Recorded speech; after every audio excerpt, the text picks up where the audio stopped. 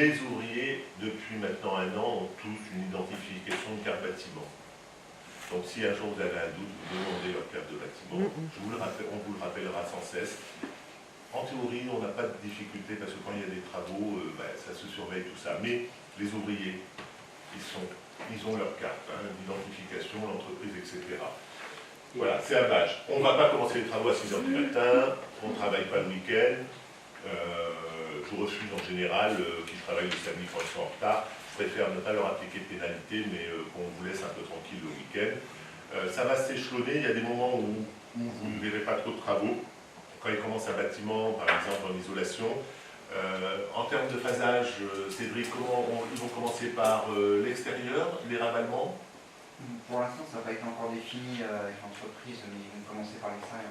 Voilà, et après les intérieurs, ça pas non, ça va pas faire. Les portes de hall, l'interphonie, les peintures de cage d'escalier, ça peut être fait en temps masqué, ça. Oui. D'accord. Le plus gros du morceau, là où on va avoir quand même, ça va être chamboulé, c'est les extérieurs.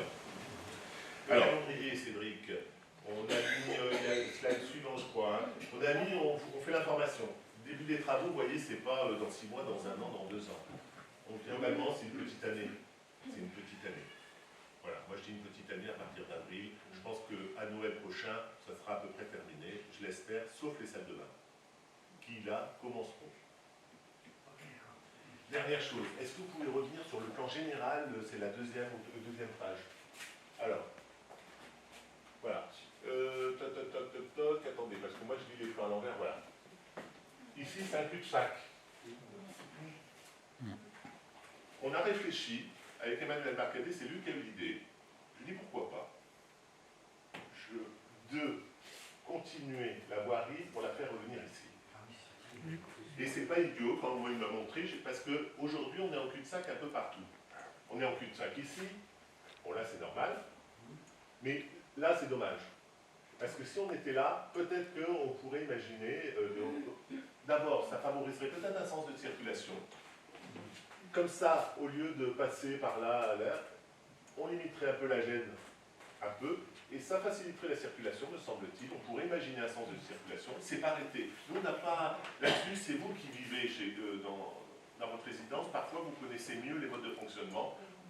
On ne fera jamais l'unanimité sur une décision comme ça, mais on trouvait qu'ouvrir ici et faire un petit bout de voirie, alors on n'est pas chez nous, hein, on est plutôt à la mairie, on va dire, hein, c'est ça, Emmanuel? Non, c'est l'inverse, c'est ça. Ah, on est chez nous. Mais on aurait procédé à la mairie. Les espaces verts qui appartiennent à Promenade Habitat sont entretenus par Promenade Habitat. Donc, payés par Promenade Habitat, donc indirectement payés par vous. Alors que partout ailleurs, dans les zones pavillonnaires et autres, tous les espaces libres, c'est la mairie qui les a récupérés depuis longtemps. Donc c'est la mairie qui paye, qui entretient les espaces verts.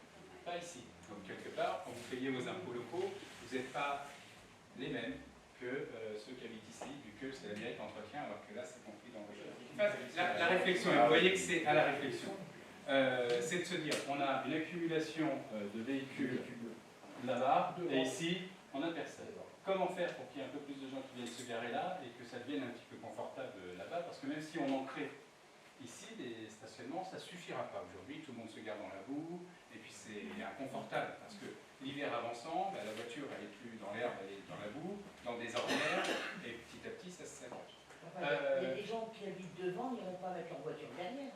C'est vrai. Donc la réflexion après, c'est de se dire, est-ce que les gens qui habitent uniquement dans ce bâtiment D seraient susceptibles d'utiliser leur entrée par derrière et venir se garer derrière? Déjà, si on récupère, on avait calculé, il y a 6-7 personnes qui habitent dans le bâtiment D, il faut calculer le nombre de voitures, mais ça peut vite faire une petite dizaine de voitures en moins devant.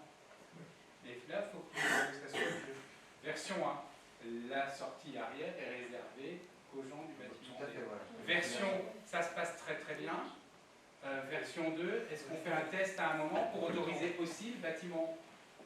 Bon. C'est à y aller. Enfin bref, Ça, c'est concrètement, au cours du projet, si on sent vraiment une forme d'appétence, d'intérêt, nous, le projet, à un moment donné, on doit arrêter les positions. On a décidé de ne pas l'ouvrir pour l'instant. Si d'aventure on devait le faire, on pourrait le faire par la suite. Aujourd'hui, on s'intéresse à Brieul, on va faire une salle de travaux importante. Hein, c'est pas négligeable.